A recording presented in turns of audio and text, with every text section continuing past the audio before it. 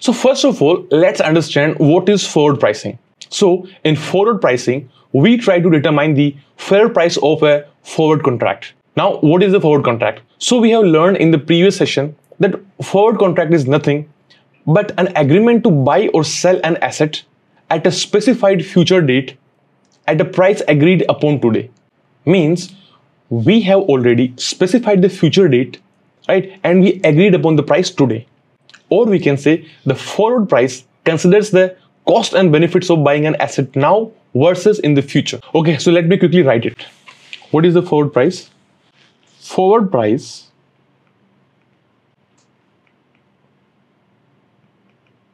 equals to current cash price plus cost of buying now, right?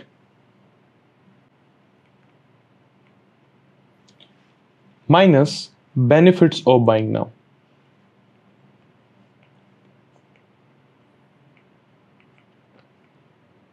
Let's understand this with the help of an example. For example, you want to buy a car and you want to run that car on Uber. So let's suppose the current price of the car is $10,000. And if you buy now, you have to borrow the money from the bank. So you have to pay an interest. So let's say it is 8% per annum. So you have to pay $800. Then the benefits of buying now. So let's say if you buy a car right now and you run this on Uber, then you might earn some money every month. Let's say you have an earning of 6% per annum. So it will be $600. Means you can say your forward price is 8 minus 6 will be 200. So it will be $10,200, right? This will be the forward price because we know this is the cost and this is the benefit of buying now. So that's the simplest explanation of the forward price of a forward contract.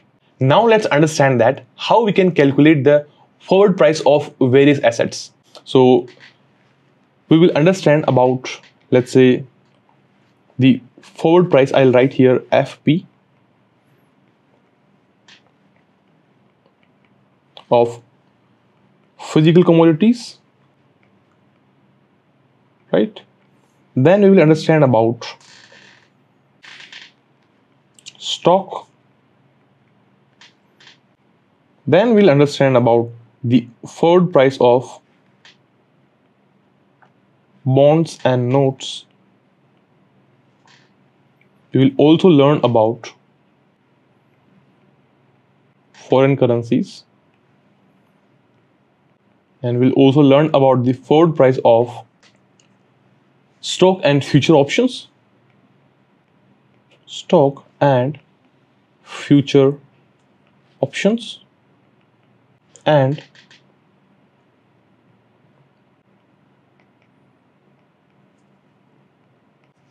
arbitrage.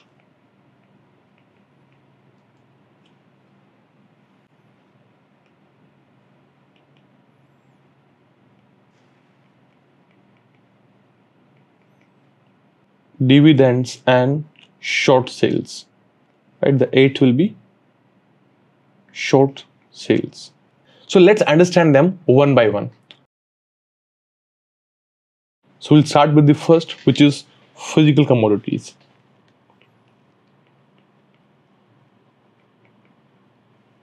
Physical commodities. So first of all, what are the physical commodities? These are the tangible products which are traded in spot and derivative markets, and also includes various precious metals like gold, silver, etc.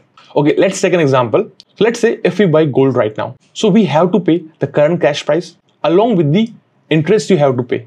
So let's say forward price of the physical commodity gold. First you have to pay the current cash price, that is C. Then you also have to pay the interest rate, which is R and T. R is for the interest rate and T is for the tenure. Then if you're buying the gold right now, you will have to think that where I can store this. So you have to consider the storage price. So S into T. S is the storage cost per unit, and T is the time, that how much time you will be storing the gold. Then you also have to consider the insurance cost. So it will be I into the tenure. Correct? It can be anything. Let's say if you buy grain side now, so for wheat also, first you have to pay the current price, then the interest rate on the current price. Let's take an example. Let's say if I buy grain worth $10,000, right? Then let's say for 1 year, right? So if I am paying 8%, so the 8% of 10,000 will be 800, right? Then let's say for the safety reasons, of course, right? You have to store it somewhere safe. For that, you are paying, let's say, $1,000 for 1 year. And also, if you are storing there, no certainty, right? Sometimes there can be anything, natural calamities or anything else. So you have to get your commodity insured. So you are paying, let's say, 500 for the insurance for 1 year, right? Means physical commodity of the gold will be 10,000 plus 800. Actually, it will be rate, right? This 800 will be the rate. So for that, I can just change it to 1.08, right? So now it will become 10,800 plus 1,000 for the storage cost and 500 for the insurance cost. Overall, it becomes 12,300. It will be the future price of the physical commodity, right? So hope it's very clear. It's very easy. You just have to apply your logical mind. That's it. The formulas are not tough. These formulas look big, but those are not difficult. You just have to apply your logical mind. That's it. Okay, now let's understand that what will be the forward price of a stock. So if you buy now, you have to pay the current cash price, right? Then you have to pay the interest on the current cash price. So it is same for almost everything. So what will happen when you buy a stock now? You will receive some dividends, right? Let's say for 1 year. Then you will also receive some interest on that dividend. So what you can say, the forward price of a stock is equals to the current cash price plus the interest on the current cash price. Then you have to subtract the dividends over that period and the interest on that dividend. Simple. So the formula for the forward price of a stock will be F is equals to S, which is current stock price, then E, R will be the interest on the current stock price, and Q will be the dividend yield, right? Then multiplied by T, which is the tenure or time.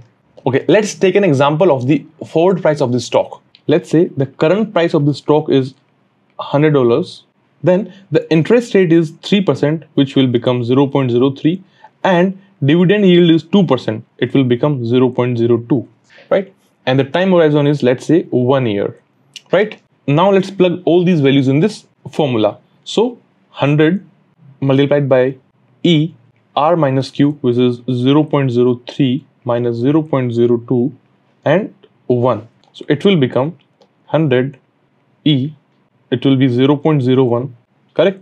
And when you calculate this 100 and 2, it will this value will be approximate to 1.01005, approximate, right? And you will get 101.005. So that will be the forward price of a stock, right? It's easy, not tough. You just have to solve some problems on this. I'll attach some multiple choice questions and also the task, so it will become easier for you. So that is for the day. I'll proceed with the remaining topics in the next session. Until then, if you have any doubt, please let me know in the comments. I'll see you in the next video. Until then, bye bye, take care, have a nice day.